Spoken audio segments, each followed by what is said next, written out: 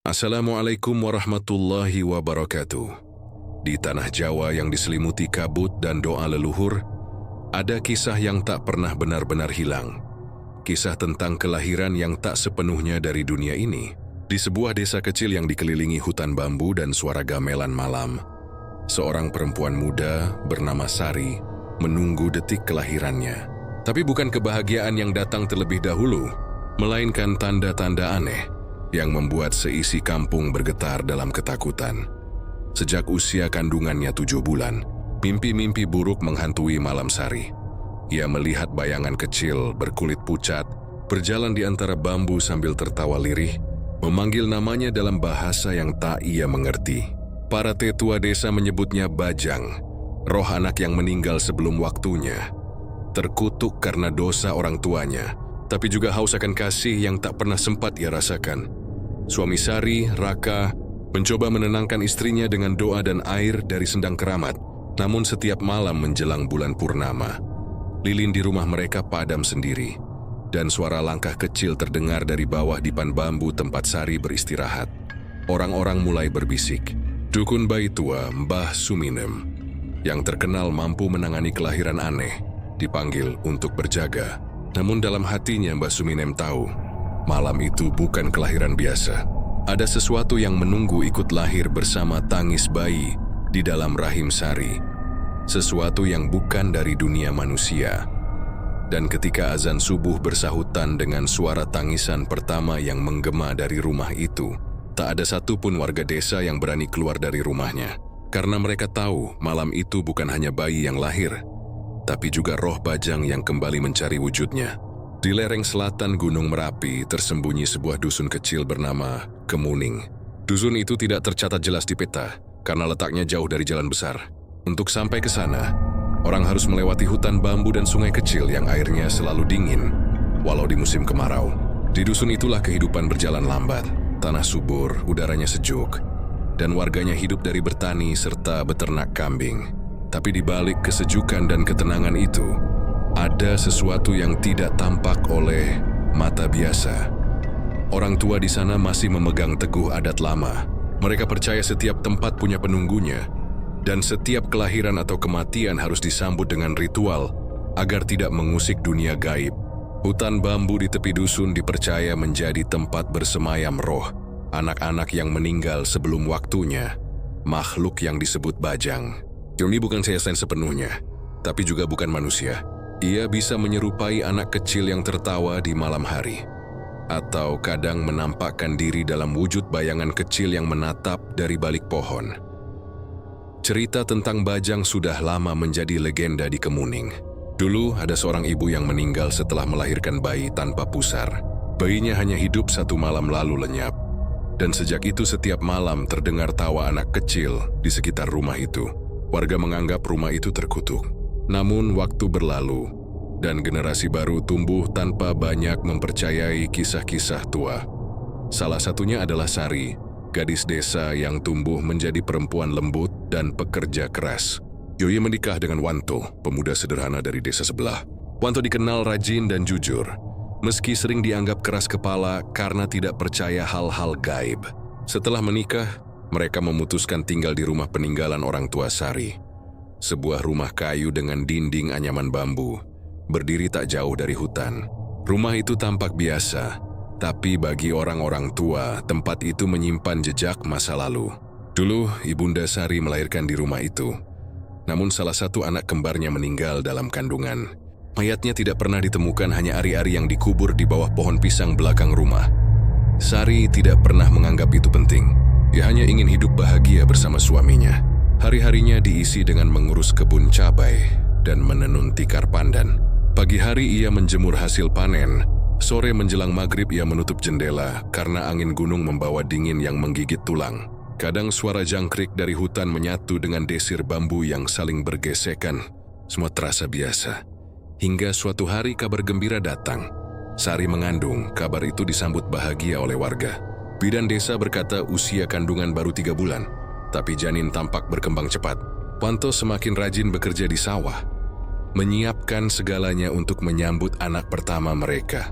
Sari pun mulai sering tersenyum. Meski kadang ia merasa tubuhnya mudah lelah dan mual di waktu-waktu yang tak biasa. Ia mengira itu hal wajar bagi ibu hamil. Tapi sejak bulan keempat, mulai muncul keanehan yang tidak bisa dijelaskan.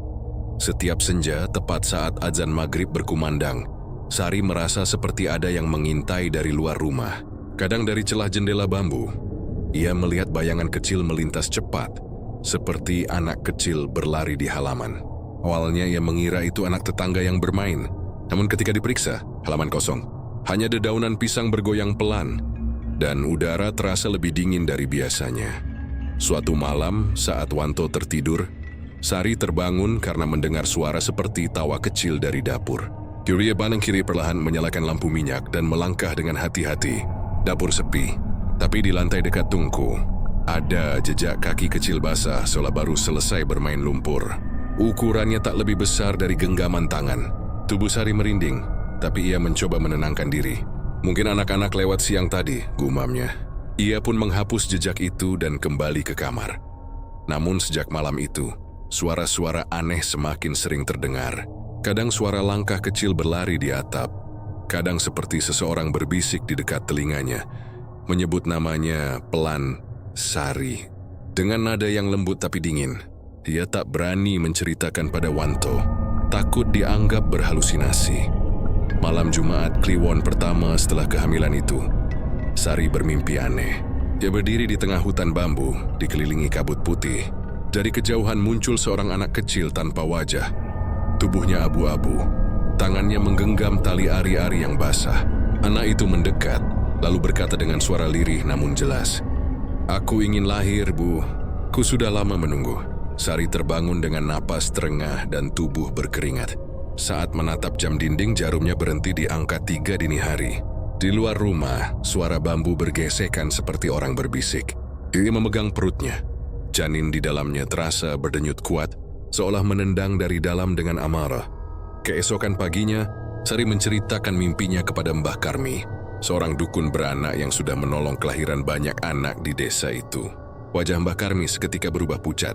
Ia tak langsung menjawab, hanya menatap perut Sari sambil mengelus-elus dagunya. Lalu perlahan ia berkata, "Engger, mimpi itu bukan sembarangan. Pajang kadang datang lewat mimpi ibu hamil. Kita mesti cari rahim yang cocok untuk dilahirkan kembali. Kau harus hati-hati, jangan keluar rumah selepas maghrib." Sari terdiam. Wanto yang mendengar ucapan itu, menepisnya mentah-mentah. "Ah, Mbah, jangan menakut-nakuti istri saya. Kami cuma ingin anak kami lahir sehat. Enggak usah dikait-kaitkan dengan bajang segala." Mbah Karmi hanya tersenyum tipis, lalu memberi sehelai daun kelor kering dan seutas benang merah untuk dikalungkan di pintu kamar. "Kalau tidak percaya, tidak apa-apa, tapi jangan buang ini. Bajang tidak suka bau daun kelor." Sejak hari itu, Sari semakin waspada. Ia selalu membaca doa sebelum tidur dan menghindari keluar rumah saat senja. Namun rasa takut perlahan tumbuh di hatinya. Kadang di waktu subuh, ia mendengar suara tangisan bayi dari arah hutan bambu. Tangisan itu lirih, namun cukup jelas untuk membuat bulu kuduk berdiri. Wanto masih menolak percaya, tapi di dalam hati kecilnya mulai tumbuh rasa was-was. Dia ingat rumah itu pernah ditinggali lama tanpa penghuni. Ada cerita lama bahwa tempat itu pernah menjadi lokasi kelahiran yang gagal, tapi dia menepis semua itu sebagai kebetulan. Ia tidak tahu bahwa malam-malam berikutnya akan membawa mereka ke dalam kegelapan yang tidak bisa dijelaskan oleh akal manusia. Malam semakin dingin, dan angin dari hutan membawa bau dupa samar. Dari balik jendela, bayangan kecil itu menatap rumah Sari lagi. Tertawa pelan, seolah menunggu saat yang tepat untuk benar-benar lahir kembali. Hari-hari di Dusun Kemuning berjalan lambat namun penuh kecemasan. Sejak malam mimpi ganjil itu, Sari merasa kehamilannya berbeda dari ibu-ibu lain. Perutnya membesar lebih cepat, dan setiap malam ia merasakan gerakan aneh di dalamnya. Bukan seperti tendangan bayi, melainkan seperti sesuatu yang merayap di bawah kulit perut. Kadang bergerak ke kiri lalu ke atas dan berhenti mendadak seperti sedang mencari jalan keluar. Wanto mencoba bersikap tenang. Ia menyiapkan makanan bergizi dan rutin mengantar istrinya ke bidan desa. Hasil pemeriksaan pertama tampak normal. Tapi saat bulan kelima, bidan yang memeriksa tampak bingung. Ia mendengar 2 detak jantung berbeda dari dalam rahim Sari. Sepertinya kembar, katanya dengan nada ragu. Tapi bayinya seperti tidak berada di posisi normal. Salah satunya bergerak lebih tinggi. Sari terkejut. Dia tak punya keturunan kembar di keluarganya. Namun anehnya, setiap kali Wanto membacakan doa di dekat perutnya, denyutan itu terasa berhenti sejenak, lalu berpindah seperti menjauh, seolah janin itu tidak suka mendengar bacaan suci. Malam demi malam, suasana rumah makin berat. Udara di dalam rumah sering terasa panas meski angin gunung berembus kencang. Lampu minyak sering berkedip sendiri. Kucing hitam peliharaan mereka tiba-tiba mati, tanpa sebab di depan kamar Sari, dan tubuhnya ditemukan kaku dengan mata terbuka, lebar menghadap ke arah tempat tidur.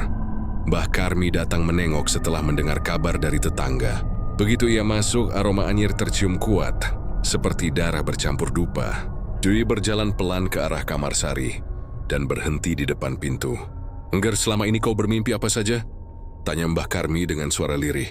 Sari menceritakan semuanya, bayangan anak kecil, suara tawa, dan mimpi tentang bayi tanpa pusar. Mendengar itu, wajah Mbah Karmi semakin pucat. Ia mengambil segenggam beras kuning dari kantongnya, menaburkannya di lantai, lalu duduk bersila sambil menutup mata. Beberapa menit kemudian, ia membuka mata dan berbisik. "Di rumah ini ada 2 roh. Satunya bayi yang tumbuh dalam rahimmu, satunya lagi roh yang mencoba menempel, mencari kesempatan untuk lahir kembali. Jovi kan roh jahat, tapi arwah yang tersesat. Bisa jadi ia adalah saudaramu sendiri, anak dari garis darah keluargamu, yang dulu tidak sempat lahir ke dunia." Wanto mulai kehilangan kesabaran. "Mbah, tolong jangan menakuti kami dengan hal seperti itu. Kami sudah berobat ke bidan dan dokter, semua bilang sehat." Mbah Karmi hanya tersenyum getir. "Sehat, iya. Tapi bukan berarti tak ada yang ikut menumpang." Sejak pertemuan itu, Sari dilarang keluar rumah setelah maghrib. Ia juga disuruh menggantungkan daun kelor dan jarum pentul di ambang pintu kamar, sebagai penolak gangguan roh anak. Namun semakin banyak pantangan dilakukan, semakin sering gangguan datang. Suatu malam, Sari mendengar seseorang mengetuk jendela kamarnya. Tok, tok, tok. Ia membuka mata perlahan, melihat bayangan kecil berdiri di luar, tubuhnya separuh tertutup tirai.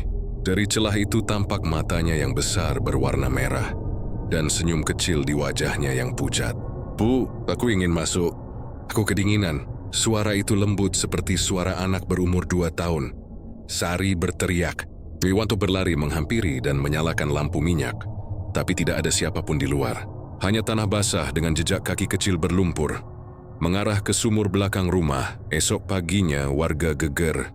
Air sumur rumah Sari berubah keruh, dan di permukaannya mengambang potongan tali seperti tali pusar berwarna hitam kecoklatan. Wanto mencoba mengambilnya dengan ember, tapi benda itu lenyap begitu saja saat disentuh. Kabar itu menyebar cepat. Sebagian warga percaya itu pertanda buruk, bahwa makhluk bajang sudah menetap di rumah mereka. Namun karena Wanto tak mau mempercayai hal-hal mistis, ia membawa Sari ke kota untuk pemeriksaan lebih lanjut. Dokter kandungan memeriksa dengan alat ultrasonografi, dan hasilnya membuat bulu kuduk berdiri. Di layar tampak bayangan janin, tapi di sampingnya ada bayangan samar seperti wajah lain yang tidak jelas bentuknya, seolah menempel di sisi tubuh bayi.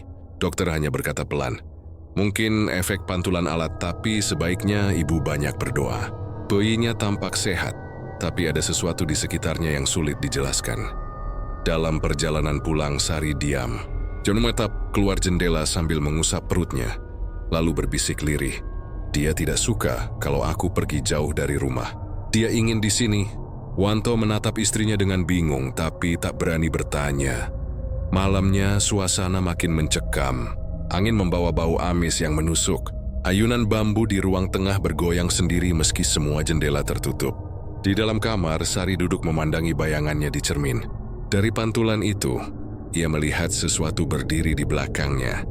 Anak kecil berambut basah, tubuhnya kurus, dan matanya menatap tajam dari balik bahunya. Saat ia menoleh, tak ada siapapun di sana. Tapi dari cermin masih tampak sosok itu tersenyum. Sari menjerit histeris hingga pingsan. Wanto panik dan memanggil Mbah Karmi lagi. Sang dukun beranak datang membawa dupe dan air kembang. Setelah menaburkan bunga 7 rupa ke tubuh Sari, ia berkata dengan suara berat, "Makhluk itu sudah menetap di rahimmu. Gendungan kenjanin, tapi roh yang menumpang. Kau tidak bisa mengusirnya begitu saja. Dia akan lahir bersama bayi yang sebenarnya." Kata-kata itu membuat Wanto gemetar. Cuma memohon agar Mbah Karmi mengusirnya, tapi wanita tua itu hanya menggeleng. "Bajang tidak bisa diusir, hanya bisa dikembalikan. Tapi untuk mengembalikannya, harus ada yang dikorbankan." Sari mendengar semua itu dalam keadaan setengah sadar. Dia menangis dan swigang perutnya kuat-kuat. "Aku tidak mau kehilangan anakku, Mbah. Meskipun dia aneh, aku tetap ibunya." Mbah Karmi menatapnya iba. "Enggar, kadang kasih ibu bisa menjadi jalan bagi makhluk dunia bawah untuk lahir kembali. Kau harus kuat." Sejak malam itu, suasana di rumah mereka berubah total. Di siang hari tampak normal, tapi menjelang malam hawa dingin turun drastis. Dan bau dupa samar selalu muncul tanpa ada yang membakar. Dari hutan bambu, terdengar suara anak kecil menyanyi lagu Nina Bobo yang tak pernah diajarkan siapapun. "Bobo nang dalem, ojo nang jaba, wong gaib teka, jupuk anak esapa." Sari menutup telinganya sambil berdoa, tapi suara itu makin dekat, sampai akhirnya berhenti tepat di depan jendela kamarnya. Di luar, sesuatu tertawa pelan. Malam itu angin berhenti berhembus, dan Sari tahu sejak saat itu, bayi yang dikandungnya bukan lagi manusia sepenuhnya. Hari-hari berikutnya di Dusun Kemuning berubah menjadi seperti mimpi buruk bagi keluarga kecil itu. Setelah malam penuh teror suara dan bayangan di jendela, Sari semakin jarang keluar rumah. Ia lebih sering duduk di kursi dekat jendela, menatap kosong ke arah hutan bambu di belakang rumah. Kadang-kadang bibirnya bergerak sendiri, seolah berbicara dengan seseorang yang tak terlihat. Wanto yang melihat perubahan istrinya hanya bisa pasrah. Kini kau lagi berani menentang nasihat Mbah Karmi. Sebab apapun yang dulu dianggapnya tahayul kini terasa nyata. Setiap malam hawa dingin dan bau dupa selalu muncul. Ayunan bambu di ruang tengah sering bergoyang sendiri, padahal tak ada angin. Suara anak kecil berlari di dapur, kadang disertai tawa kecil yang menggema pelan di atap rumah. Suatu sore menjelang maghrib, Sari melihat sesuatu di antara rumpun bambu. Dari celah jendela, tampak sosok kecil duduk di tanah, memegang boneka jerami. Tubuhnya kotor, rambutnya panjang menutupi wajah, dan kulitnya keabu-abuan seperti abu sisa pembakaran. Sosok itu terlihat seperti anak kecil berusia 2 atau 3 tahun. Dia duduk diam, hanya menggoyang boneka di tangannya sambil bersenandung lagu yang sama dengan yang pernah terdengar malam sebelumnya. "Bobo nangan dalem, ojo nangan jaba." Sari terpaku. Suaranya lemah seperti tersihir oleh pemandangan itu. Namun tiba-tiba sosok kecil itu menoleh perlahan. Dari sela rambutnya, tampak 2 mata merah menyala menatap langsung ke arah jendela tempat Sari berdiri. Sari tersentak mundur, menjerit dan jatuh terduduk. Wanto yang sedang mengambil air wudhu berlari masuk. Tapi ketika ia memeriksa keluar jendela, tak ada siapapun di sana. Hanya bambu yang bergoyang pelan seolah baru saja disentuh. Sejak kejadian itu, setiap menjelang maghrib, suara bambu berdesir semakin keras, seperti banyak tangan kecil yang bertepuk di dalam hutan. Dari arah sumur belakang, kadang terlihat kilatan cahaya merah, menyala lalu padam cepat. Warga sekitar mulai gelisah. Anak-anak dilarang bermain di dekat rumah Sari, dan beberapa tetangga bahkan menutup pintu lebih awal setiap sore. Mbah Karmi datang lagi setelah mendengar kabar dari warga. Dia membawa kendi kecil berisi air bunga dan segenggam tanah dari makam bayi di ujung dusun. Begitu sampai di rumah Sari, ia berhenti di depan pintu dan menatap tajam ke arah dinding dapur. Di sana, katanya lirih Mbah Karmi mendekati dinding itu dan menemukan sesuatu yang mencurigakan. Sebuah paku emas kecil tertancap di sela bambu. Warnanya berkilat samar meski cahaya lampu redup. "Ini bukan paku biasa," katanya sambil menarik napas dalam. "Ini paku penanda. Biasanya ditancapkan untuk mengikat makhluk halus agar tidak pergi dari tempatnya." Wanto gemetar. "Siapa yang menancapkannya, Mbah?" Mbah Karmi menggeleng pelan. "Entah. Bisa jadi sudah ada sejak rumah ini dibangun. Tapi keberadaannya bisa menarik roh anak yang tersesat. Dan jika benar Bajang sudah datang, ia pasti terikat oleh paku ini." Mbah Karmi menaburkan beras kuning di sekitar dapur sambil membaca doa. Tapi sebelum sempat menyelesaikan ritual, angin kencang berhembus dari arah belakang rumah, membuat lampu minyak bergoyang hebat. Suara tawa kecil terdengar jelas dari arah atap, disusul bunyi sesuatu yang jatuh. Saat Wanto menengadah, ia melihat bayangan kecil merayap di antara genting dan lenyap begitu saja. Setelah suasana tenang, Mbah Karmi berkata pelan, "Bajang itu sudah kuat. Dia siwak lagi sekedar menempel, tapi mulai menampakkan diri. Dan selama paku emas itu tertancap, ia tidak akan pergi." Wanto berusaha mencabut paku itu, tapi Mbah Karmi menahan tangannya. "Jangan sembarangan. Kalau kau cabut tanpa izin, bisa-bisa ia marah dan berpindah ke tubuh orang lain, termasuk kau sendiri." Sejak malam itu, Sari semakin sering bermimpi buruk. Dalam mimpinya, ia berada di dalam hutan bambu, dikelilingi anak-anak kecil tak berwajah yang memanggilnya ibu. Mereka berebut ingin memeluknya, menarik bajunya, mencakar perutnya. Saat ia menjerit, satu dari mereka menatap dengan mata merah menyala dan berkata, "Kau sudah berjanji membiarkanku lahir. Jangan tolak aku lagi." Sari terbangun sambil menjerit, dan kali ini benar-benar ada bekas cakaran kecil di kulit perutnya. Wanto melihat dengan mata kepala sendiri dan tak mampu berkata apa-apa. Hari berikutnya, ia memutuskan menggali tanah di belakang rumah, di bawah pohon pisang tempat ari-ari Ibu Sari dulu dikubur. Tapi belum juga cangkul menyentuh tanah, tiba-tiba tanah itu mengeluarkan bau busuk yang sangat menyengat. Dari lubang kecil muncul cairan hitam, dan seekor ular kecil keluar, melilit gagang cangkul lalu menghilang di semak. Sari yang melihat langsung pingsan. Mbah Karmi datang kembali dan berkata dengan nada berat, "Kau sudah membangunkan sesuatu yang tidur di sana. Ari-ari lama itu adalah jalan roh untuk kembali. Kau tak seharusnya menyentuhnya." Sejak itu, kandungan Sari makin berat. Perutnya sering berdenyut keras di malam hari.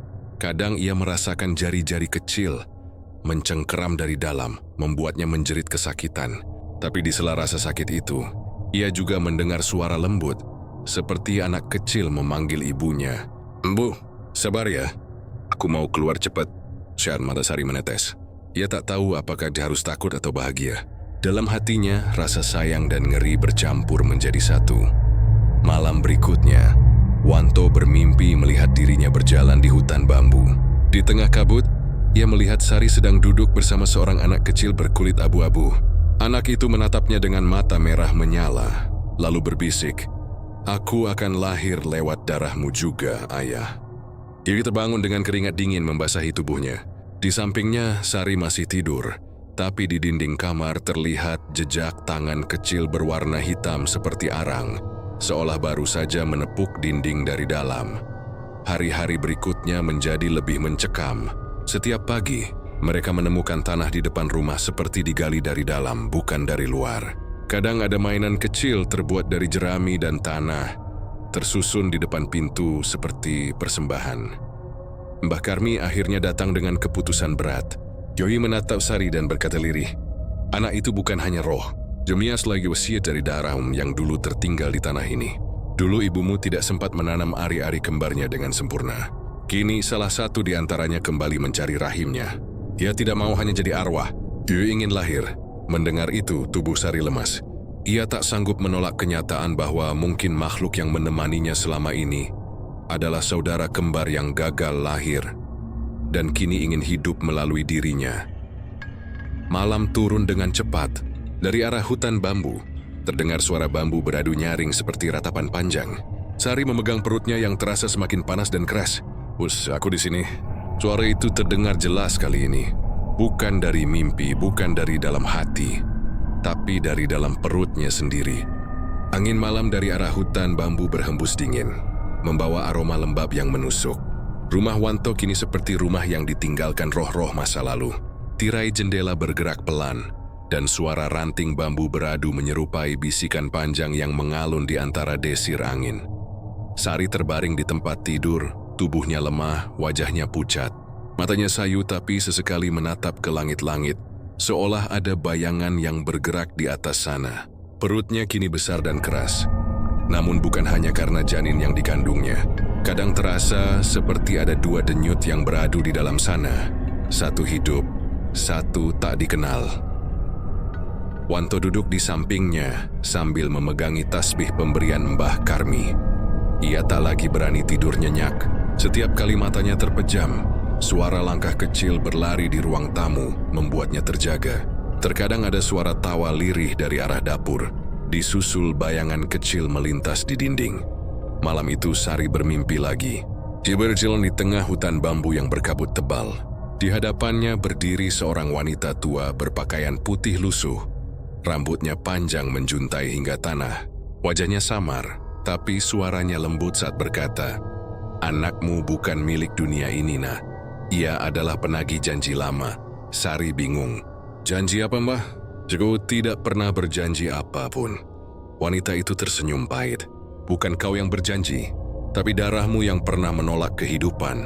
Tiba-tiba tanah di sekelilingnya bergetar. Dari sela bambu muncul tangan-tangan kecil yang mencoba meraih kakinya. Suara tangisan bayi terdengar di segala arah, bercampur dengan suara jeritan wanita yang melahirkan.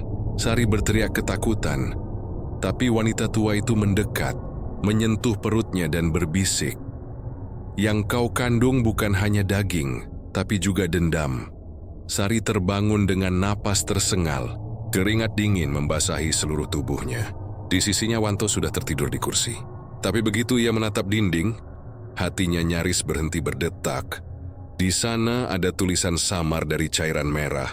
Seperti darah, "Aku akan lahir." Sari menjerit histeris hingga membangunkan Wanto. Namun saat Wanto menoleh, tulisan itu sudah lenyap. Hanya dinding kosong dan lembab yang tersisa. Keesokan paginya, Wanto memanggil Mbah Karmi kembali. Sesampainya di rumah, sang dukun sepuh menatap wajah Sari lama sekali. Lalu berkata lirih, "Sudah waktunya aku menceritakan asal-usul kutukan ini." Mbah Karmi meminta mereka duduk melingkar di ruang tengah. Dengan suara pelan namun berat, ia mulai berkisah. Dulu, di tanah tempat rumah ini berdiri, ada seorang perempuan bernama Ranti. Ia hamil anak kembar.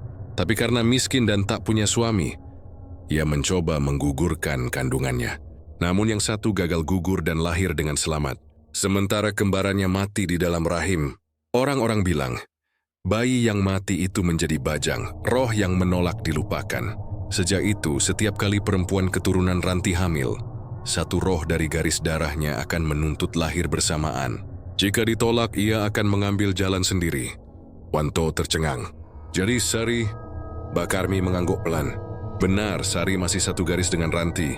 Darahnya membawa luka lama. Sari menangis. Ia tak pernah tahu sejarah keluarganya sedalam itu. Dia hanya tahu ibunya meninggal saat ia kecil, dan ayahnya tidak pernah bicara soal masa lalu. Tapi kini semua mulai masuk akal. Mengapa sejak bulan ketiga kehamilan ia sering mendengar suara anak kecil? Mengapa tubuhnya sering terasa dingin di malam hari? Dan mengapa mimpi-mimpi itu selalu berhubungan dengan kelahiran dan darah? Mbah Karmi kemudian mengeluarkan benda kecil dari kantong kainnya, potongan tali pusar kering yang dililit benang merah. "Ini adalah tali pusar dari keturunan Ranti yang pernah aku rawat dulu. Aku simpan karena roh anak itu tak pernah benar-benar pergi. Mungkin ia kini menumpang di rahim Sari." Sari menatap benda itu dengan ngeri, tapi entah mengapa dari dalam perutnya terasa gerakan kuat, seolah janin di dalamnya bereaksi terhadap benda itu. Tiba-tiba, lampu minyak di meja padam sendiri. Hembusan angin dingin melintas cepat di ruang tengah. Piring-piring di rak bergetar, dan dari arah dapur terdengar suara benda jatuh. Ketiganya diam membeku. Lalu suara itu datang lagi. Suara tawa anak kecil kali ini sangat jelas. "Ibu, Mbah Karmi bohong. Aku bukan penagih janji. Ku cuma mau lahir." Sari menjerit sambil memegangi perutnya yang berdenyut hebat. Rasa sakitnya kali ini berbeda. Seperti ada sesuatu yang menekan dari dalam. Air matanya mengalir deras. "Wanto, tolong aku." Dia mau keluar. Mbah Karmi segera membacakan mantra sambil menabur beras kuning di lantai. Namun ruangan itu semakin dingin. Dari bayangan dinding muncul bentuk kecil seperti anak yang merangkak. Matanya merah, kulitnya kelabu, tubuhnya setengah transparan. Ia mendekati Sari, menatap perutnya, lalu menempelkan tangannya ke sana. Wanto hendak mengusirnya, tapi Mbah Karmi menahan. "Jangan, kalau disentuh ia bisa masuk ke tubuhmu." Sosok kecil itu menatap Wanto sejenak, lalu tersenyum aneh, senyum tanpa ekspresi manusia. Kemudian ia memandang Sari lagi dan berbisik, "Ibu, aku lapar." Derahmu enak. Setelah kata-kata itu, sosok itu menghilang secepat bayangan lenyap di telan gelap. Tapi perut Sari kini berdarah meski tanpa luka jelas. Mbak Karmi menatap ngeri. Dia sudah mulai mengisap tenaga dari dalam. Malam itu Sari tak bisa tidur. Dia terus menggigil. Sementara di luar, suara bayi menangis terdengar samar dari arah sumur. Wanto mencoba keluar membawa senter, tapi tak ada siapapun. Hanya air sumur yang bergelombang, seperti baru saja dijamah tangan kecil dari bawah. Saat kembali ke dalam rumah, ia melihat Sari duduk di kursi dengan mata terbuka lebar. Bibirnya tersenyum tipis, namun suaranya berubah datar. Dia ingin aku membantunya lahir, Wanto. Aku harus biarkan dia keluar. Wanto gemetar. Tidak, Sari. Itu bukan anak manusia. Tapi Sari menatapnya dingin. Matanya kini sayu seperti bukan dirinya sendiri. Kalau aku tidak melahirkannya, dia akan ambil tubuhmu. Dia sudah bilang begitu. Ucapan itu membuat darah Wanto serasa berhenti mengalir. Ia menatap istrinya dengan mata penuh takut. Sementara dari luar jendela, suara bambu bergesek semakin keras seperti tawa anak-anak yang berlari mengelilingi rumah. Mbah Karmi datang lagi tengah malam, membawa sesajen dan kain kafan kecil. Malam ini penentuan, katanya. Kalau dia berhasil lahir, salah satu dari kalian akan mati. Sari menatapnya dengan mata kosong. Dia berbisik pelan, aku sudah tahu siapa yang akan mati, Mbah. Angin kembali bertiup keras. Pintu rumah terbuka sendiri. Zui dari arah hutan tampak kabut tebal bergerak menuju rumah. Suara bayi menangis semakin jelas. Seolah ada ratusan bayi yang menuntut lahir bersama-sama. Mbah Karmi bersiap dengan mantra di bibirnya. Sementara Wanto memegangi tangan istrinya erat. Tapi dalam hati mereka tahu, malam itu bukan sekadar ujian hidup, melainkan malam ketika kutukan lama menagih kelahirannya kembali ke dunia. Malam itu langit gelap tanpa bintang. Awan menggantung rendah seperti kabut hitam yang menekan bumi. Dari arah hutan bambu, suara angin berdesir membawa aroma anyir darah dan dupa terbakar. Rumah Wanto diselimuti suasana mencekam. Seolah dunia di sekitarnya berhenti bernapas. Sari terbaring di dipan bambu. Tubuhnya menggigil hebat. Rasa sakit dari perutnya semakin menjadi. Datang berulang seperti gelombang yang menghantam tanpa ampun. Wajahnya pucat, peluh menetes deras dari kening, matanya separuh terpejam. Sesekali ia menjerit pelan sambil menggenggam tangan Wanto dengan tenaga yang tersisa. Dia mau keluar, Wanto. Tolong aku. Jangan biarkan dia ambil aku. Wanto tak tahu harus berbuat apa selain menatap dengan ngeri. Setiap kali Sari menjerit, seluruh rumah ikut bergetar. Dari dinding terdengar suara ketukan pelan, ketok. Tush, tush. Pergi seperti tanaman kecil yang meminta masuk. Mbah Karmi berdiri di sudut ruangan, membaca mantra dengan suara lirih namun mantap. Di hadapannya ada dupa menyala, air kendi, bunga 7 rupa, dan kain kafan kecil yang sudah dililit tali merah. Roh bajang yang lahir bukan lewat rahim tapi lewat dendam, ucap Mbah Karmi pelan. Kalau kita biarkan, dia akan hidup dari darah ibunya. Tapi Sari tak lagi mendengar apapun. Kepalanya terangkat tiba-tiba, matanya terbuka lebar menatap langit-langit. Dan suaranya berubah. Bukan suara manusia, tapi seperti dua suara bertumpuk menjadi satu. Aku mau lahir sekarang, Ibu. Jangan halangi aku. Lampu minyak di meja bergetar lalu padam serentak. Ruangan menjadi gelap gulita. Hanya diterangi nyala dupa yang menari di udara. Angin dingin berhembus dari jendela yang terbuka sendiri, membawa aroma amis dan bau busuk tanah basah. Perut Sari mulai bergerak tak wajar. Dari balik kulitnya tampak seperti ada tangan kecil menekan keluar, membentuk tonjolan yang bergerak ke atas lalu ke samping. Sari menjerit keras hingga suaranya serak. Wanto memeluknya erat, tapi tubuh Sari menjadi panas seperti terbakar. Wanto, bisiknya lirih. Kalau aku mati, tolong, kubur aku jauh dari rumah ini. Wanto hanya bisa menangis.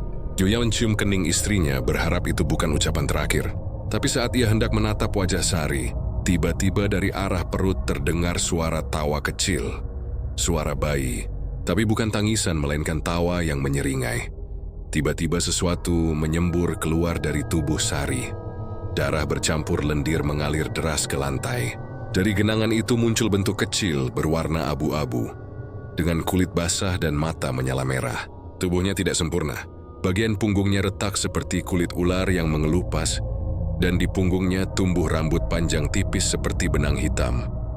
Bayi itu, Bajang itu, merangkak keluar perlahan sambil tertawa pelan. Sari menjerit tapi suaranya tak lagi terdengar manusiawi. Tubuhnya kejang lalu terkulai lemas. Wanto mundur beberapa langkah, napasnya tercekat.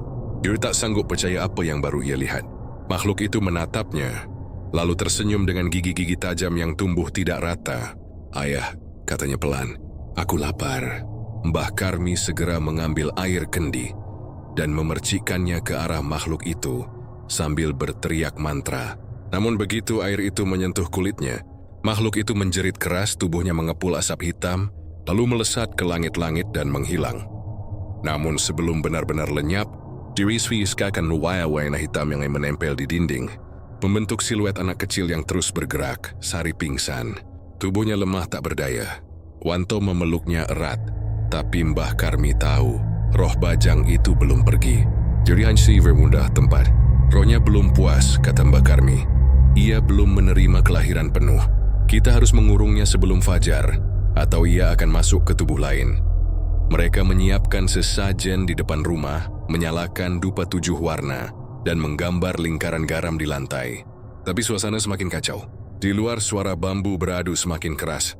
Dari hutan tampak bayangan kecil berlari-lari, seolah puluhan anak kecil tanpa wajah mendekat menuju rumah. Wanto menutup pintu rapat, tapi dari selapapan, tangan-tangan kecil mulai muncul, menggapai ke dalam rumah. Suara tangis bayi menggema di udara, namun tangisan itu bukan satu, melainkan banyak, bersahutan, memenuhi seluruh ruang. Mbah Karmi berteriak membaca mantra terakhir. Tiba-tiba tiba membesar membakar udara di sekitarnya. Dari arah dapur, bayangan hitam keluar, bayangan bayi Bajang. Tubuhnya melengkung, matanya merah menyala. Ia melayang di udara, mengeluarkan suara tangis yang berubah menjadi tawa panjang. "Aku sudah lahir, tapi kau mau buang aku lagi, Ibu." Sari membuka mata, menatap makhluk itu dengan air mata mengalir di pipinya. "Maafkan aku," katanya lemah. "Jikalau kau memang darahku, pergilah dengan tenang." Tapi makhluk itu justru mendekat, menempelkan dahinya ke perut Sari, dan berbisik, "Tidak, Ibu, aku mau hidup bersamamu." Tiba-tiba tubuh Sari menegang keras. Napasnya berhenti. Bajang itu menghilang, menyatu ke dalam tubuhnya. Hening. Hanya sisa bau darah dan dupa yang menggantung di udara. Wanto berteriak memanggil nama istrinya, tapi Sari tak lagi bergerak. Tubuhnya dingin. Mbah Karmi menunduk dalam diam, menutup mata Sari dengan kain putih. "Sudah terlambat," katanya lirih. Bajang itu memilih rahim ibunya untuk bersemayam selamanya. Ia tak mau dilahirkan sebagai makhluk, tapi sebagai kutukan. Beberapa menit kemudian, sesuatu membuat Wanto terdiam. Tridada Sari yang sudah tak bernyawa terdengar suara kecil, detak jantung kedua. Lalu terdengar lirih seperti bisikan bayi. "Aku di sini, Ayah." Wanto tertegun, tubuhnya gemetar hebat. Ia mundur. Matanya menatap tubuh istrinya yang kini perlahan bergerak. Perut Sari kembali berdenyut, dan dari sela bibirnya mengalir darah tipis. Tapi bibir itu tersenyum. "Wanto." Suara Sari terdengar pelan tapi bukan miliknya. "Sekarang aku dan dia satu. Kami tidak akan pernah berpisah." Lampu minyak padam lagi, rumah gelap total. Hanya terdengar tawa bayi dari dalam tubuh Sari yang sudah tak bernyawa. Dan malam itu, di bawah langit tanpa bintang, Dusun Kemuning kembali menyimpan rahasianya tentang seorang ibu yang melahirkan bukan manusia, melainkan bayi Bajang yang hidup di antara dunia dan arwah. Fajar belum juga datang. Di luar rumah, embun menetes dari daun bambu, menimbulkan suara pelan yang berulang seperti langkah kaki halus. Sementara di dalam rumah, suasana tetap gelap meski dupa sudah lama padam. Wanto duduk terpaku di sisi tubuh Sari yang terbujur kaku. Tak berani menyentuh, tak sanggup menangis. Namun sesuatu terasa aneh. Tubuh Sari yang seharusnya dingin perlahan menghangat kembali. Wajahnya yang pucat mulai mendapatkan warna, dan dari bibirnya terdengar helaan napas tipis, seperti bayi yang baru belajar bernapas. Wanto tertegun. Ia menatap dengan mata melebar. Tak tahu apakah ini keajaiban atau kutukan. "Sorry." Suaranya parau, nyaris tak keluar. Mata Sari perlahan terbuka. Pandangannya kosong, tapi dalam sorot itu ada sesuatu yang asing. Tenang namun menyeramkan. Yui menatap Wanto lama sekali sebelum tersenyum samar. Kenapa kau menangis, Wanto? Kumenya Matin. Ku hanya tidur sebentar. Wanto gemetar. Dia memegang tangan istrinya, hangat, tapi terlalu hangat, seperti bara yang tertutup kulit manusia. Di dalam dirinya ada perasaan campur aduk. Bahagia karena Sari hidup, tapi takut karena ia tahu roh Bajang itu belum pergi. Hari-hari berikutnya berjalan aneh. Sari bangun setiap pagi seperti biasa, memasak, membersihkan rumah, bahkan menata bunga di halaman. Tapi Wanto tahu ada sesuatu yang berbeda dalam gerak tubuhnya. Ia berjalan lebih pelan, menunduk lebih sering, dan setiap kali melewati cermin, bayangannya terlihat kabur. Kadang dua, kadang hanya satu, tapi dengan senyum yang bukan milik Sari. Warga dusun mulai berbisik. Mereka berkata, setiap malam terlihat bayangan perempuan duduk di tepi sumur, sambil mengelus perutnya. Kadang terdengar suara bayi menangis dari arah rumah Wanto, padahal tak ada bayi di sana. Mbah Karmi datang lagi, kali ini dengan wajah lebih muram. Yuya menatap Sari lama lalu berkata lirih, "Bukan kamu yang kembali, Nah. Itu dia yang memakai tubuhmu." Sari hanya tersenyum. "Kalau begitu biarkan kami hidup bersama." "Dia anakku, Mbah. Apakah salah kalau ibu menerima anaknya sendiri?" Mbah Karmi menggeleng pelan. "Dia bukan anakmu dalam makna dunia. Ia roh yang tak selesai, yang menagih tempat di rahim manusia. Kalau kau biarkan, lambat laun ia akan memakan jiwamu sampai tak tersisa." Namun kata-kata itu tak menggoyahkan Sari. Ia tetap beraktivitas seperti biasa. Jalannya saja ia setiap malam menjelang tengah. Dia duduk di beranda sambil menyanyikan lagu yang sama berulang-ulang. Bobo nang dalem ojo nang jabah. Suara itu lembut namun terasa dingin. Dan setiap kali lagu itu dinyanyikan, bambu-bambu di belakang rumah bergoyang, padahal angin tak berhembus. Wanto mencoba bertahan. Ia tetap bekerja di sawah, tapi malam-malamnya dipenuhi rasa takut. Kadang ia terbangun dan melihat Sari duduk di tepi ranjang, menatapnya dengan mata merah samar, memeluk sesuatu yang tak terlihat. Ketika Wanto menatap lebih lama, ia melihat bayangan kecil bersandar di pangkuan Sari. Bayangan anak kecil dengan kepala besar dan tubuh kurus yang menatapnya dengan senyum mengerikan. "Dia ingin kau akui, Wanto," bisik Sari suatu malam.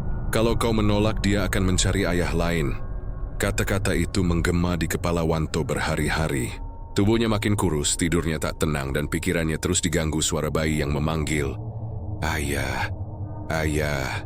Dari dalam dinding Mbah Karmi akhirnya memutuskan melakukan ritual terakhir. Bukan untuk mengusir Bajang, tapi untuk menenangkan jiwanya agar tidak menuntut kelahiran lagi. Ia meminta Wanto menyiapkan sesajen, bubur merah putih, bunga kantil, dan sebutir telur ayam kampung yang belum menetas. Ritual dilakukan tepat malam Jumat Kliwon. Mereka bertiga duduk di tengah rumah, lingkaran garam mengelilingi dupa yang menyala. Mbah Karmi mulai membaca doa dengan suara berat, sementara Sari menutup mata. Perlahan udara di sekitar mereka berubah dingin. Dari arah dapur terdengar suara gemerisik, diikuti tangis bayi yang semakin lama semakin keras. "Dia datang," bisik Mbah Karmi. Dari kegelapan muncul sosok kecil melayang. Bajang itu kini lebih jelas. Wajahnya seperti bayi, tapi matanya merah menyala, dan di dahinya ada guratan hitam menyerupai garis tali pusar yang belum putus. Dia menatap Sari dan Wanto bergantian, lalu berbisik, "Aku tak mau tenang. Aku sudah punya ibu." Sari membuka mata. Tapi kali ini suaranya lembut, penuh kasih, bukan ketakutan. "Kalau begitu biarlah kau tetap bersamaku. Tapi jangan sakiti yang lain." Seketika api dupa padam sendiri. Angin berputar di tengah ruangan. Mbah Karmi mencoba membaca mantra penutup. Namun suara itu lenyap ditelan isak tangis lembut dari mulut Sari. Dalam sekejap, sosok Bajang itu menyatu ke dalam tubuhnya. Cahaya merah menyala dari dada Sari lalu hilang begitu saja. Hening, tapi kali ini wajah Sari tenang, tak menyeramkan seperti sebelumnya. Mbah Karmi menatap Wanto dan berkata, ia tak mengusirnya tapi menenangkannya. Kini roh itu tidur di dalam darahnya. Sari bukan lagi manusia sepenuhnya, tapi juga bukan makhluk halus. Ia penyeimbang antara dua dunia. Sejak malam itu, gangguan di Dusun Kemuning perlahan mereda. Tak ada lagi suara bayi menangis, tak ada bayangan di hutan bambu. Tapi setiap kali bulan purnama naik, Sari selalu keluar ke halaman. Duduk di bawah cahaya rembulan, mengelus perutnya yang kini datar sambil berbisik pelan. "Tidurlah anakku, nanti saat waktumu tiba kita akan lahir bersama." Orang-orang dusun percaya malam itu menjadi batas antara dunia manusia dan roh. Dan sejak saat itu pula, setiap bayi yang lahir di dusun Kemuning selalu disambut dengan doa khusus agar tak membawa jejak bajang yang dulu pernah lahir dari rahim seorang ibu bernama Sari. Wanto sendiri hidup dalam kesunyian, menjaga istrinya seperti menjaga makam yang hidup. Kadang ia merasa Sari benar-benar sudah kembali, tapi di lain waktu, matanya menangkap sesuatu di balik senyum istrinya. Sebuah bayangan kecil yang duduk di pundaknya, tersenyum dengan mata merah yang tenang. Dan setiap kali itu terjadi, Wanto hanya menunduk dan berdoa lirih. "Kalau memang kau anakku, tidurlah dalam damai. Jangan tuntut kelahiran lagi." Namun dari kejauhan, dari arah hutan bambu yang masih berdiri kokoh, suara itu kadang terdengar lagi. "Bobo nang dalem ojo nang jaba," lagu pengantar tidur dari dunia yang tak pernah benar-benar tenang. 13 tahun telah berlalu sejak malam ketika Sari menerima roh bajang ke dalam tubuhnya. Dusun Kemuning telah berubah. Jalan sudah diaspal, suara motor sering terdengar. Namun angin dari arah hutan bambu tetap berhembus dengan aroma dupa dan tanah basah. Seolah waktu berhenti di sana. Sari kini hidup tenang di rumah panggung yang dikelilingi pohon pisang. Rambutnya memutih di beberapa bagian, namun wajahnya nyaris tak menua. Orang-orang dusun sering bergurau bahwa ia disayang waktu. Tapi ada yang tahu kebenarannya, bahwa waktu memang tak berani menyentuh Sari. Sebab di dalam darahnya masih hidup sesuatu yang bukan milik dunia ini. Wanto, suaminya, kini lebih banyak diam. Ia sering menatap Sari lama-lama, kadang dengan rindu, kadang dengan takut. Hubungan mereka tak lagi seperti dulu. Ada jarak tak terlihat di antara mereka. Seperti dua bayangan yang berjalan beriring, tapi tak pernah bersentuhan. Namun ketenangan semu itu mulai retak ketika anak-anak di dusun mulai mengalami hal aneh. Awalnya terjadi pada Narti, anak kecil berusia 7 tahun yang tinggal di rumah sebelah. Suatu malam ia terbangun sambil menangis keras. Ibunya menemukan Narti duduk di lantai, memegang perutnya sambil berkata dengan suara lirih, "Ada adik di dalam, Bu. Dia mau keluar." Padahal Narti belum tentu paham arti kata hamil. Sejak malam itu anak kecil itu sering berbicara sendiri, menggambar sosok bayi bermata merah di dinding rumahnya. Tak lama, hal serupa terjadi pada beberapa anak lain. Mereka bermain di tepi sungai sambil menepuk tanah, seolah sedang menidurkan bayi. Dan setiap kali lagu "Bobo nang dalem, ojo nang jaba" terdengar dari arah rumah Sari, anak-anak itu akan berhenti bermain dan memandang ke satu arah, seolah sedang mendengarkan sesuatu yang hanya mereka yang bisa dengar. Desa mulai resah. Orang-orang tua percaya roh bajang yang dulu ditenangkan oleh Sari kini mencari wadah baru. Jadi bukan lagi roh jahat, tapi roh yang kesepian, haus akan kelahiran. Mbak Karmi yang kini sudah renta dan jarang keluar rumah, memanggil Wanto untuk berbicara. Kutukan itu tidak hilang, nah. Ia hanya tidur. Tapi tidur pun bisa bermimpi. Dan dalam mimpinya ia memanggil darah baru untuk ikut lahir. Wanto terdiam lama. Tapi bukankah Sari sudah menenangkannya? Mbak Karmi menatap tajam. Tenang tidak berarti pergi. Ia tinggal di tubuhnya. Tapi setiap kali bulan purnama, roh itu terbangun dan menyentuh dunia sekitar. Anak-anak yang hatinya masih bersih, merekalah yang paling mudah mendengar panggilannya. Malam berikutnya, desa kembali diguncang ketakutan. Seorang ibu melapor anaknya hilang saat tidur. Pintu rumah tertutup rapat, tapi di lantai terlihat jejak kecil menuju arah hutan bambu. Ketika warga mencari, mereka menemukan anak itu sedang duduk di bawah pohon besar, menimang batu kecil seolah itu bayi sungguhan. Bibirnya bergetar, menyanyikan lagu yang sama. "Bobo nang dalem, ojo nang jaba." Saat matahari terbit, anak itu tak mengingat apapun. Tapi di punggungnya terlihat guratan merah berbentuk tali pusar melingkar. Desa mulai panik. Mereka menganggap Sari sebagai sumber gangguan. Beberapa warga datang menuduhnya dengan suara keras. "Kau bawa celaka. Bajangmu menulari anak-anak kami." Namun Sari hanya menunduk. "Aku tidak bisa memerintah roh. Aku hanya bisa menenangkan hatinya." Sore itu, Wanto melihat istrinya duduk di beranda, memegang cermin kecil dari kuningan. Dia menatap pantulannya sendiri lalu berkata pelan tanpa menoleh, "Dia ingin lahir lagi, To, tapi bukan lewat aku. Dia ingin mencari rahim lain. Aku sudah tua. Dia ingin darah muda." Wanto menelan ludah, tak tahu harus menjawab apa. Dalam hatinya ia sadar, kutukan ini bukan sekadar kesalahan masa lalu. Ini adalah warisan yang hidup, roh bajang yang menolak lenyap, ingin mewarisi kehidupan menembus batas manusia. Malam purnama datang lagi. Langit terang seolah dibasuh cahaya perak. Dari balik jendela, Wanto melihat Sari berjalan keluar rumah sambil membawa kendi berisi air bunga. Demi menuju hutan bambu, langkahnya mantap tanpa suara. Wanto mengikuti dari jauh. Di tengah hutan, Sari berhenti di depan batu besar yang dulu menjadi tempat pertama kali bajang itu muncul. Ia menuangkan air bunga ke tanah lalu berlutut. "Aku sudah menepati janjiku," katanya lembut. "Aku menjagamu dalam tubuhku bertahun-tahun, tapi sekarang waktuku hampir habis. Kalau kau ingin lahir, jangan cari tubuh yang lemah. Cari jiwa yang rela." Hening sesaat, angin berhenti. Lalu dari dalam tanah muncul cahaya lembut berwarna merah muda. Bukan cahaya api, melainkan seperti napas hidup yang berdenyut. Sari tersenyum. "Pergilah. Jangan kembali dengan amarah." Cahaya itu melayang perlahan ke udara, melingkari tubuhnya, lalu menghilang ke arah dusun. Keesokan paginya, anak-anak yang selama ini kerasukan bajang tiba-tiba sembuh. Tak ada lagi yang bernyanyi lagu misterius. Tapi tubuh Sari ditemukan di dekat batu besar itu, dalam posisi bersila dan tersenyum, seperti orang yang tertidur damai. Wanto menangis tanpa suara.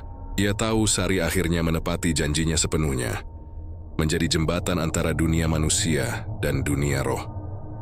Mbah Karmi datang terakhir kali, membisikkan doa di telinganya. "Ia bukan mati, Nak, ia kembali ke asalnya. Bajang itu kini lahir dalam bentuk cahaya. Bukan kutukan lagi, tapi penuntun agar manusia ingat bahwa setiap kelahiran membawa tanggung jawab, bukan hanya darah." Sejak saat itu, setiap kali bulan purnama muncul di atas dusun Kemuning, anak-anak yang lahir akan diberi sesajen kecil dari bubur merah putih dan bunga kantil di ubun-ubunnya. Orang-orang menyebutnya upacara ngeruat kelahiran bajang, penghormatan untuk roh yang dulu pernah menuntut lahir, kini menjadi penjaga kehidupan. Namun kadang di malam yang sangat sepi, angin dari arah hutan masih membawa suara lembut yang familiar. "Bobo nang dalem, ojo nang jaba." Dan siapapun yang mendengarnya akan tahu bahwa di antara suara daun bambu itu ada kasih seorang ibu dan roh yang tak pernah benar-benar pergi. Sejak malam purnama ketika Sari berpulang, dusun Kemuning menjadi lebih tenang. Tak ada lagi tangisan bayi di tengah malam. Tak ada bayangan yang melintas di tepi sumur.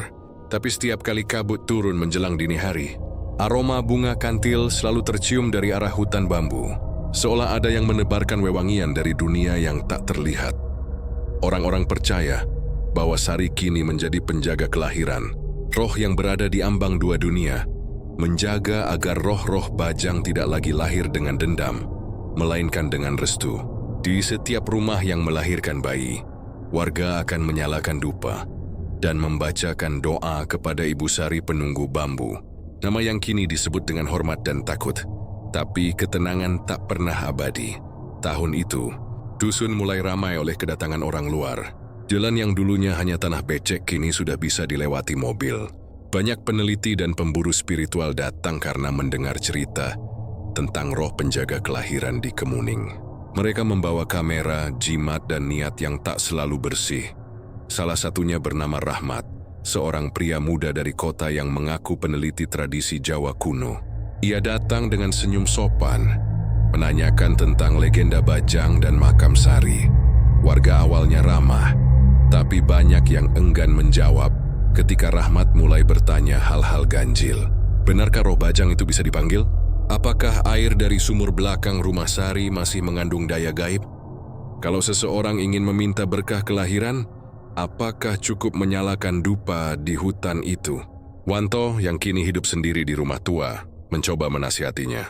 "Nak, jangan ganggu yang sudah tenang. Roh itu bukan untuk disembah, tapi dihormati." Tapi Rahmat tak menggubris. Malam hari diam-diam ia pergi ke hutan bambu. dengan membawa kendi air bunga dan segenggam tanah dari makam Sari. Ia membaca mantra yang ia pelajari dari naskah kuno, berharap bisa memanggil penjaga kelahiran agar menunjukkan wujudnya. Awalnya hutan hanya diam, tapi udara tiba-tiba berubah berat. Dari celah bambu, angin dingin berputar membawa bisikan yang sangat pelan. "Kenapa kau ganggu tidurku?" Rahmat menatap sekeliling, matanya membesar. Di depan batu besar tempat Sari dulu berpulang, muncul kabut berbentuk perempuan, mengenakan kain putih lusuh dengan bunga kantil di telinganya. Wajahnya lembut, tapi sorot matanya tajam seperti menembus dada. "Aku datang ingin meneliti, bukan mengganggu," kata Rahmat gemetar. "Kau memanggilku bukan dengan doa, tapi dengan niat," jawab sosok itu pelan. "Niat manusia selalu membawa harga." Seketika, kabut di sekitar Rahmat bergerak liar. Bayangan-bayangan kecil muncul di antara bambu. Anak-anak kecil tanpa wajah berlari mengelilinginya. Rahmat menutup telinga, tapi suara mereka menembus pikirannya. "Lahirkan kami lagi. Lahirkan kami." Rahmat menjerit. Ia jatuh pingsan di tanah. Dan ketika warga menemukannya keesokan paginya, tubuhnya masih hidup, tapi matanya kosong seperti orang yang kehilangan arah. Yoyashi terus bergumam. Dia di antara dua dunia. Dia menunggu yang datang dengan hati. Setelah kejadian itu, warga menutup hutan bambu dengan pagar kayu dan memberi sesajen setiap bulan purnama. Tapi cerita tentang penjaga di antara dua dunia menyebar kemana-mana. Turnis walang dari luar desa mulai datang membawa sesajen, berharap doa mereka dikabulkan oleh Rosari dan anak bajangnya. Lama-kelamaan, doa-doa itu berubah menjadi permintaan duniawi. Dagang laris, jabatan naik, kesuburan dan kekayaan. Tak sedikit yang nekat melakukan ritual malam hari, membakar dupa dan memanggil arwah Sari dengan sebutan Nyai Bajang. Wanto merasa ngeri. Ia melihat dengan matanya sendiri bahwa ketenangan istrinya mulai terusik. Tiap malam dari arah hutan, terlihat cahaya merah kecil bergerak di antara bambu, seperti mata anak kecil yang gelisah. Sampai suatu malam Jumat Kliwon, Wanto bermimpi didatangi Sari. Ia memakai kain putih dengan wajah damai, tapi di belakangnya berdiri bayangan anak kecil bersinar lembut. "Turi, mereka memanggilku bukan dengan doa, tapi dengan pamrih. Aku tidak bisa lama menahan mereka. Dunia manusia semakin berat untuk roh seperti kami. Kalau mereka terus datang dengan niat serakah, pintu antara dua dunia akan terbuka." Wanto terbangun dengan napas tersengal. Dia tahu mimpi itu bukan sekadar bunga tidur. Malam itu juga, ia menyalakan dupa terakhir peninggalan Mbah Karmi dan berjalan menuju hutan bambu sendirian. Udara di sana dingin dan sunyi. Ia berlutut di depan batu besar itu dan berdoa, "Sari, aku tahu kau tak ingin disembah, tapi kalau rohmu mulai gelisah, biarlah aku yang menjaga di sini. Aku akan menutup jalan bagi manusia yang datang dengan pamrih." Saat itu juga angin berhembus pelan. Dari selah bambu, muncul cahaya merah lembut berbentuk dua bayangan, seorang perempuan dan anak kecil. Mereka menatap Wanto lama, lalu tersenyum. "Kalau begitu, engkau penjaga pintu itu. Dunia kami dan dunia mereka hanya bisa bersatu lewat niat yang tulus." Keesokan harinya, warga menemukan Wanto terbaring di depan batu besar, dengan wajah tenang seperti sedang tidur. Di sampingnya dupa masih menyala setengah, dan di udara tercium wangi kantil yang lembut. Sejak malam itu, tak ada lagi yang berani masuk ke hutan bambu tanpa niat suci. Tapi setiap kali bayi lahir di Dusun Kemuning, angin akan bertiup lembut dari arah hutan, membawa aroma bunga dan bisikan yang hanya bisa didengar oleh ibu yang baru melahirkan. "Selamat datang di dunia. Tidurlah dalam damai, jangan bawa dendam." Dan orang-orang percaya, Sari bersama roh bajangnya kini menjadi penjaga batas, penuntun yang menimbang antara kelahiran dan kematian, antara kasih seorang ibu dan murka roh yang dulu ditolak dunia. Bulan menggantung bulat sempurna di langit Kemuning. Cahaya peraknya menetes di antara dedaunan bambu, jatuh ke tanah lembab yang diam, seperti menahan napas. Suara jangkrik berhenti. Anjing-anjing kampung tak menggonggong malam itu. Seolah seluruh dusun tahu, ada sesuatu yang akan berakhir malam ini. Di rumah-rumah warga, dupa menyala. Asapnya melingkar tipis, naik ke langit sambil membawa doa. Untuk Sari, untuk Bajang, untuk penjaga kelahiran yang tak pernah tidur. Namun di balik ketenangan itu, udara terasa lebih dingin dari biasanya, seperti sedang menunggu sesuatu yang sudah dijanjikan lama.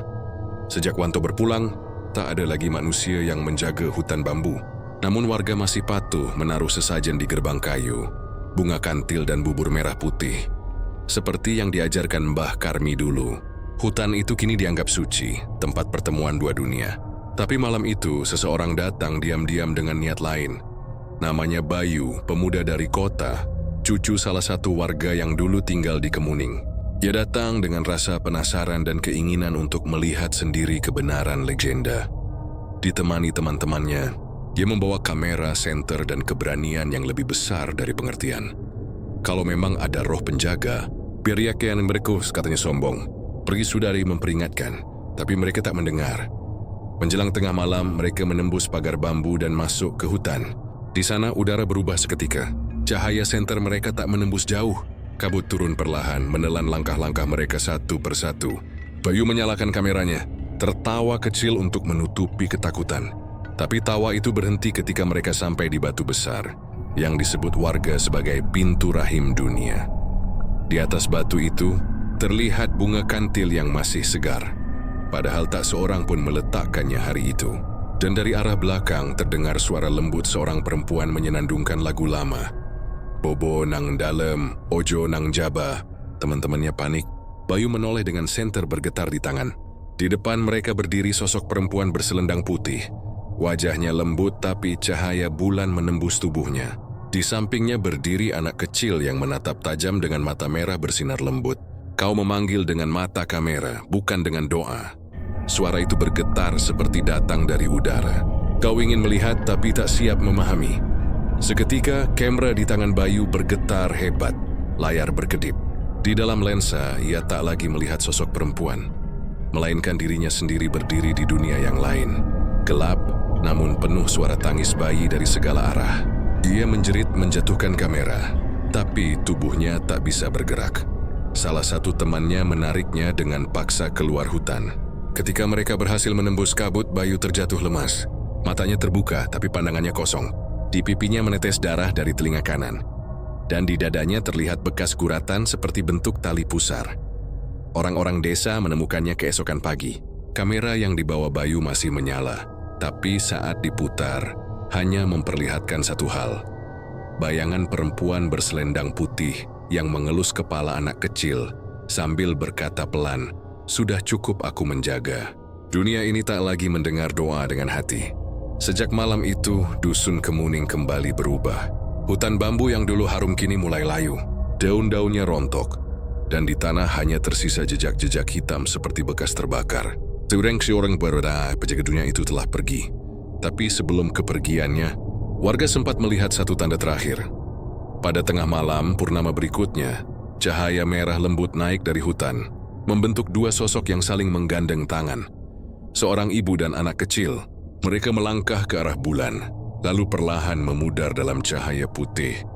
Tak ada tangis, tak ada teriakan, hanya keheningan yang dalam dan damai. Keesokan paginya, udara terasa berbeda. Wangi bunga kantil masih ada, tapi kali ini tanpa rasa dingin. Seolah roh itu telah benar-benar pulang ke asal, meninggalkan dunia manusia tanpa dendam. Mbah-mbah desa berkata, "Itu purnama terakhir, Sari." Setelah malam itu, tak ada lagi gangguan aneh. Tak ada anak kecil yang melihat bayangan. Tak ada lagu pengantar tidur yang datang dari hutan. Namun legenda itu tidak hilang. Setiap kali seorang ibu melahirkan di dusun Kemuning, dukun beranak akan menyalakan dupa kecil dan membisikkan doa. Untuk Ibu Sari, penjaga kelahiran, semoga cahaya kasihmu menyertai anak ini lahir dengan damai, bukan dengan amarah. Dan setiap kali kata-kata itu diucapkan, angin akan berhembus pelan dari arah utara, membawa aroma lembut bunga kantil, seperti jawaban halus dari dunia yang sudah jauh namun tak benar-benar hilang. Konon, di malam tertentu ketika bulan purnama jatuh tepat di puncak langit, beberapa orang masih mendengar suara lembut dari arah bekas hutan bambu itu. Lagu yang dulu menjadi pengantar tidur roh Bajang dan ibunya. Bobo nang dalem, ojo nang jaba, yen wes wayahe bakal lahir maneh. Ora kanggo dendam nanging kanggo cahaya. Lagu yang menutup kisah panjang antara manusia dan roh, antara rahim dan dunia arwah. antara cinta dan penebusan. Dusun Kemuning pun hidup kembali, tanpa rasa takut, tapi dengan ingatan yang tak akan pernah lenyap, karena setiap kelahiran seberapa suci pun selalu membawa bayangan masa lalu. Dan di setiap tangisan bayi, mungkin masih ada gema lembut dari roh bajang yang dulu ingin lahir, bukan untuk menuntut tapi untuk belajar mencinta.